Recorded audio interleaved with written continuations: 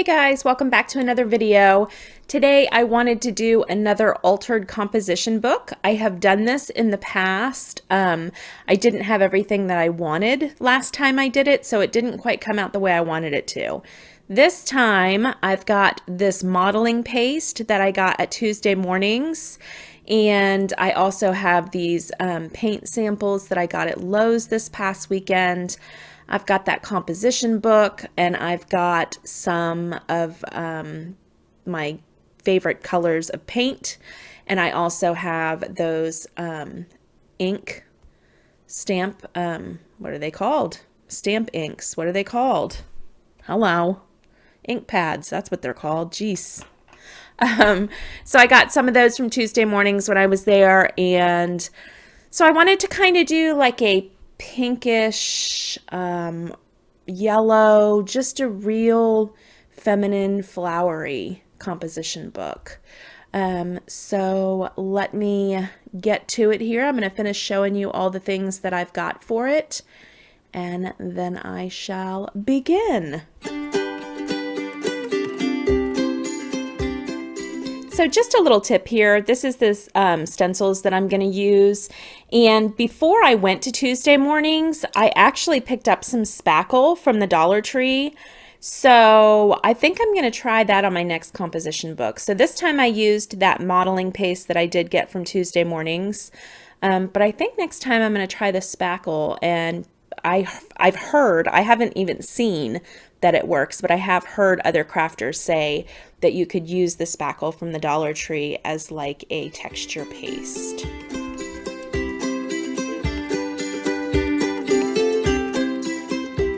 So I am just going to do a real sloppy job here of putting this modeling paste down, and at this point I'm just trying to cover up that yellow from the composition book. And then after I put this layer on, then I will go back and add some texture with the stencils.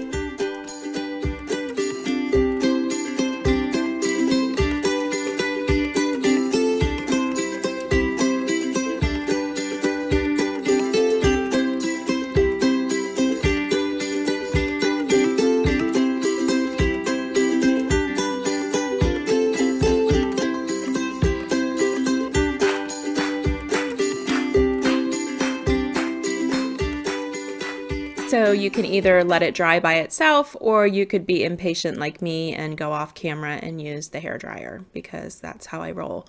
And as you can see, it wasn't really fully dry, but that's all right. I just kind of went with it still. So now I'm going to lay my stencil down and give a good coating of this texture paste. And I don't want it to be too thick because it would take forever to dry, but I did want it to be really textured underneath. So I tried to get a medium amount there, and I just pulled it straight up. See all that lovely texture it left?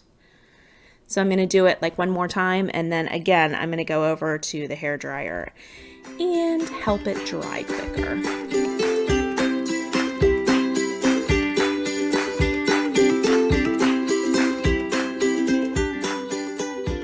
Now I'm ready for some color, so I'm using these Sassy Chic, they're cosmetic wedges, and I use them a lot in my crafting just because it's $1 for that whole pack, so very affordable. And I'm just going to throw some colors down here on this paper plate, and I'm just going to add some color.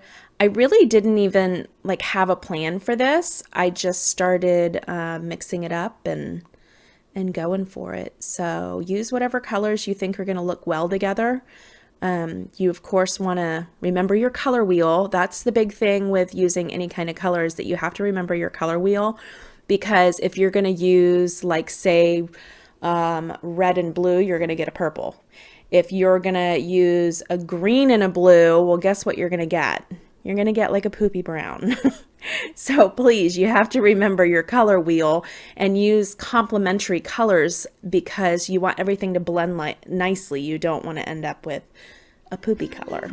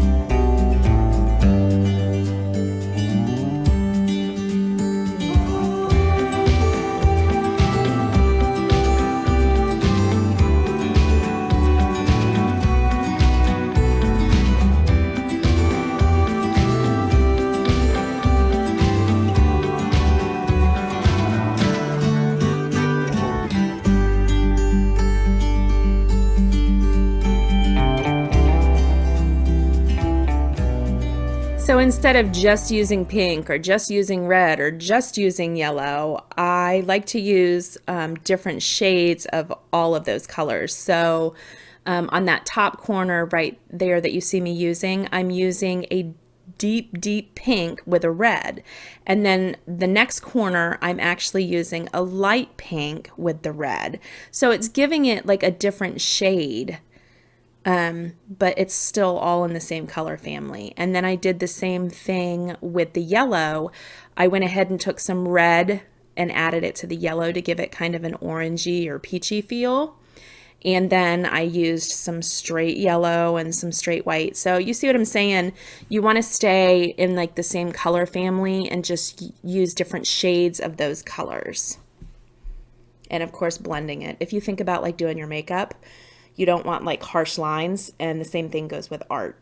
I think that when you're doing any kind of artwork, you don't want like real sharp, harsh lines. You want everything to blend really nicely.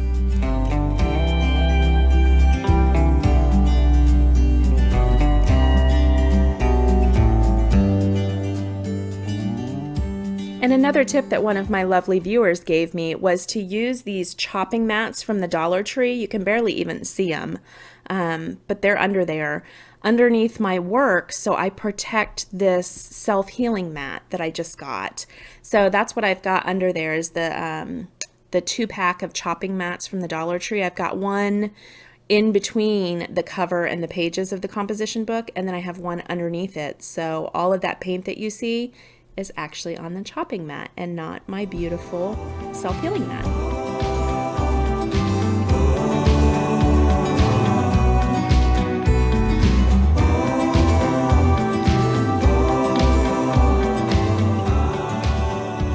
So again, off camera, I went over and used my hairdryer to make everything nice and dry before I moved on to the next step, which is decorating it. So this part, I just grabbed some of my sticker books as you see, and I just started filling in the blanks where I thought things would look nice. And sometimes I had to reposition things, but again, this is the creative part. Just start putting things on that you think are going to look good.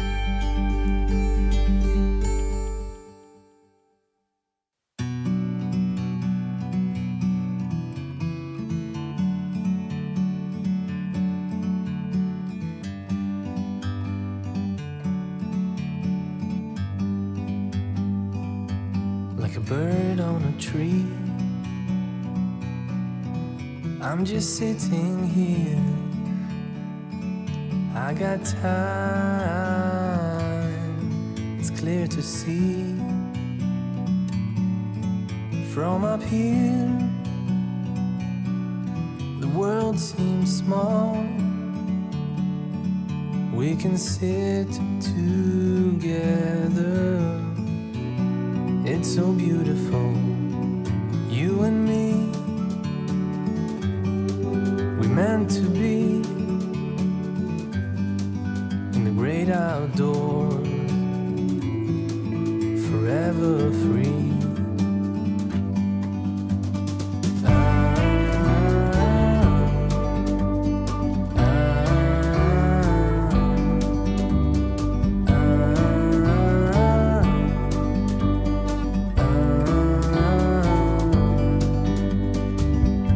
Sometimes you need to go and take a step back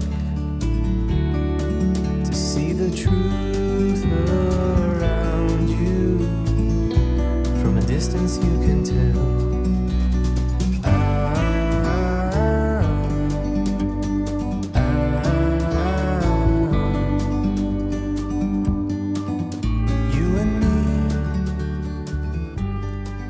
To adhere everything down on this, I'm just using my Tombow Mono liquid glue, and I love this stuff. I think that it works just fine. It keeps everything nice and secure, lets everything stay in place. You have to hold it for a second to get it to really adhere, but when it adheres, it's on there permanently. And so I used the Tombow Mono liquid glue, and I also used some hot glue later on. I'm actually taking a white eraser there because I got some of the liquid glue on that pink paint sample. And instead of trying to, move it with my fingers because my fingers were covered in paint, I went ahead and took that white eraser and just brushed it away, and it took it right off. In the great outdoors, forever free, you and me, meant to be. In the great outdoors, forever free.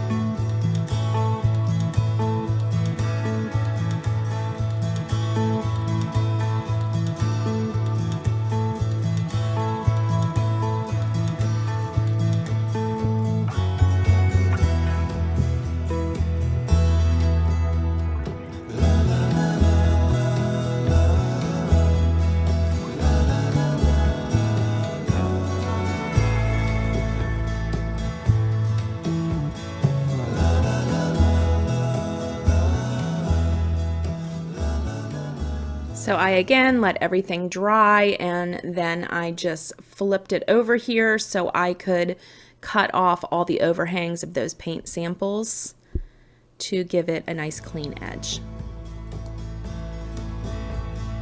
Over the hills and far from mine, she's waiting for love to be realized.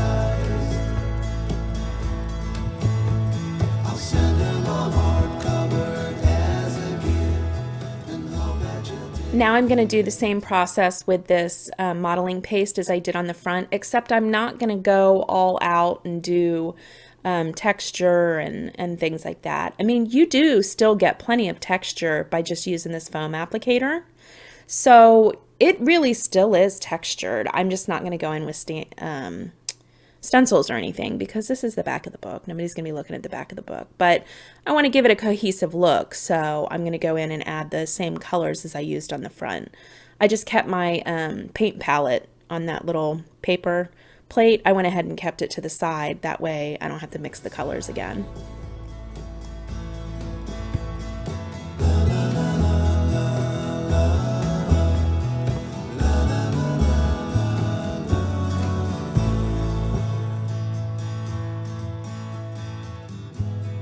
And again, we're making sure everything dries completely in between all of these steps. So I went over and used the hairdryer to help things along. And now I'll start adding my colors.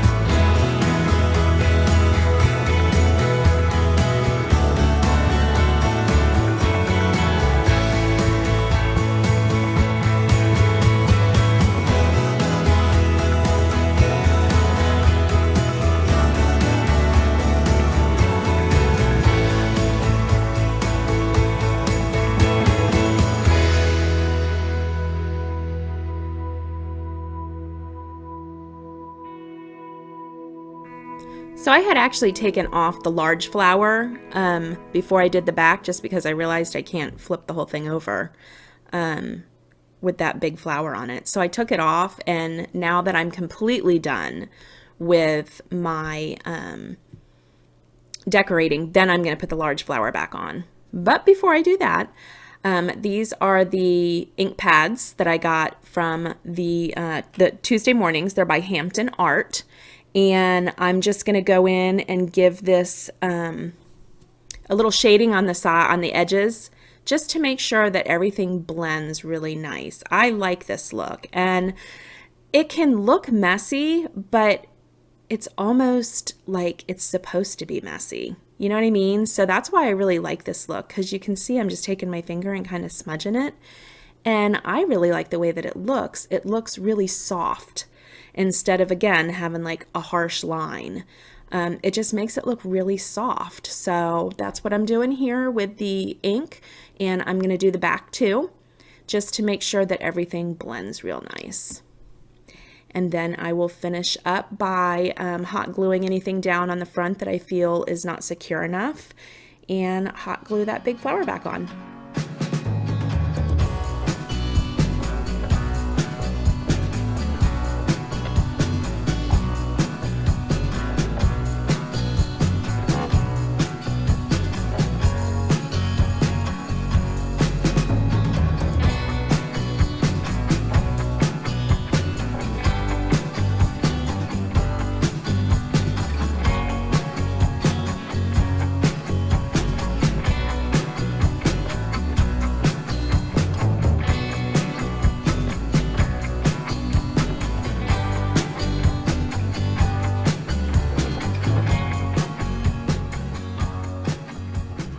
wanted to give more texture to my flower, so I'm just bringing in the darker pink that's of the paint, just to give it a little bit of like contrasting colors.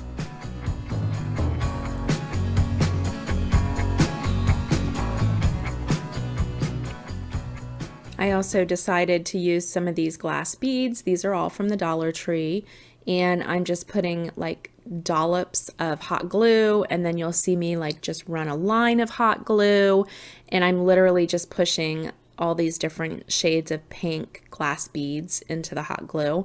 And again, more texture. That's what I loved about mixed media, is that like there's no doing it wrong. If you quote unquote screw up, it's not really a screw up because it's just different textures. So that's what I'm doing here.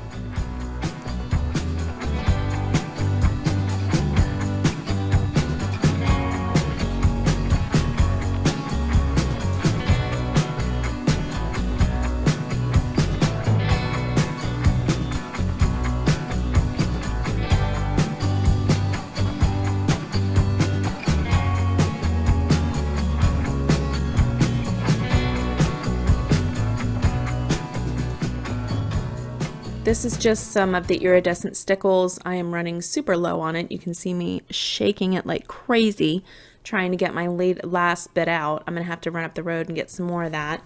So I'm gonna use the iridescent one, and then I'm also gonna use the gold one.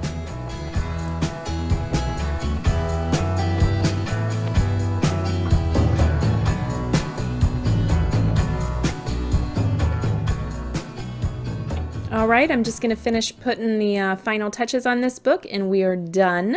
So if you wanted to do an altered composition book for either end of the school teacher gifts, that would be a great idea. Or if you just wanted to make one for yourself, I encourage you to try mixed media. Like I said, there's really no wrong way to do mixed media. So get some supplies together. You can even go to the Dollar Tree, grab supplies from there, and just do something creative. So I hope that you guys enjoyed today's video. If you did, make sure you like it and subscribe to Chaotic Mom for more crafting videos.